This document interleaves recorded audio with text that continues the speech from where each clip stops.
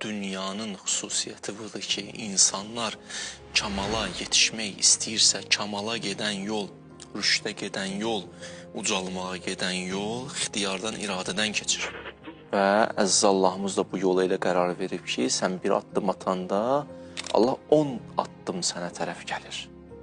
Və sənə peyğəmbər göndərir, imam göndərir, kitab göndərir, ağıl verir, vicdan verir, fitrət verir. Bütün kövn-ü aləmi də sənin leyhivə tərəf döndərir. İndi bu bəşər bu yolu getmir.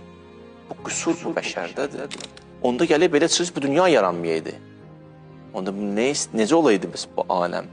Bu aləm özü belə qurulub ki, bəzi insanlar öz iradələri ilə səhv yola geyəcəklər.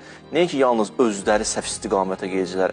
Yəsuddunə ən səbilillah da olacaqlar, Allahın qabağında sədd olacaqlar, o yolun qabağında. Haqq əhli də mübarizə aparacaq və mübarizədə kamal yoluna tərəf hərəkət edəcək, rüşd edəcək, ucalacaq.